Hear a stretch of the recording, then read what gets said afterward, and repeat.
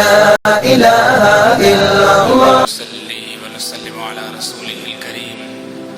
أما بعد فأعوذ بالله من الشيطان الرجيم. بسم الله الرحمن الرحيم.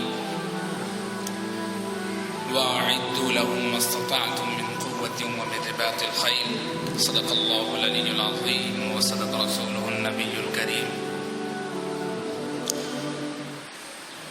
نہ سمجھو گے تو مٹ جاؤ گے اے غافل مسلمانوں، نہ سمجھو گے تو مٹ جاؤ گے اے غافل مسلمانوں، تمہاری داستان تک نہ ہوگی داستانوں میں.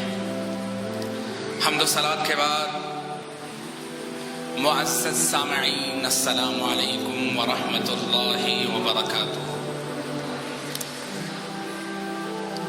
اللہ تبارک و تعالی نے اپنے قرآن حکیم کے اندر ارشاد فرمایا وَأَعِدُّوا لَهُم مَّا اسْتَطَعْتُم مِّن قُوَّةٍ وَمِن رِّبَاطِ الْخَيْلِ. اس آیت مبارکہ کے اندر اللہ تبارک و تعالی نے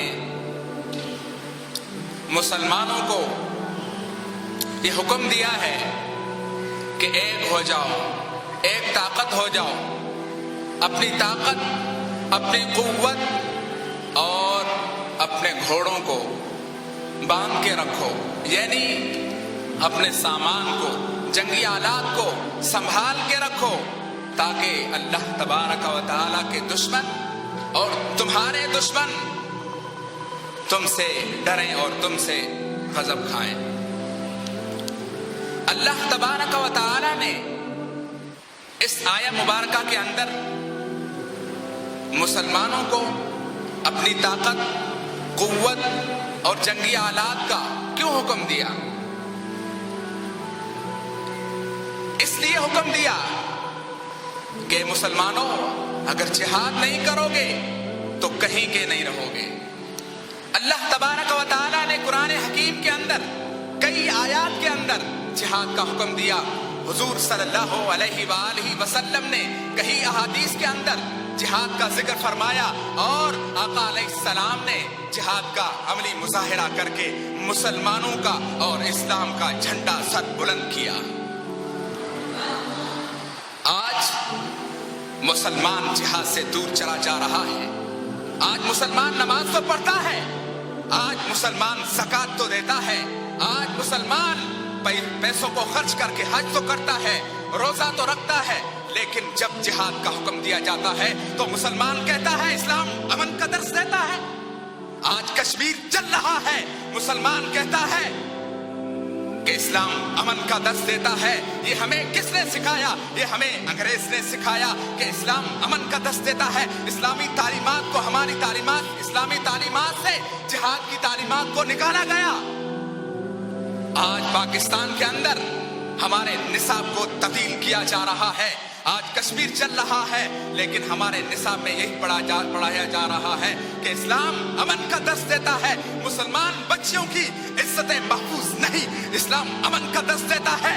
آج مسلمان رسوا و خوار ہو رہا ہے، اسلام امن کا درس دیتا ہے.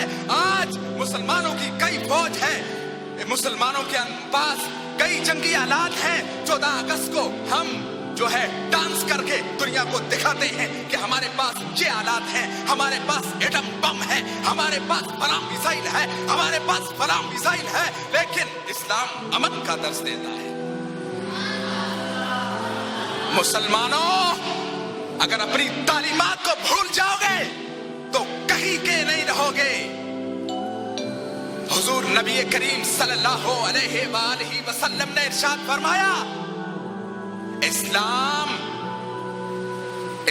وہ ہے جس کی چوٹی جہاد ہے. جو جہاد کرتا ہے، جو مسلمان جہاد کرتا ہے وہی اسلام کا ہیرو ہے، وہی اس کی سب سے زیادہ عزت کی جائے.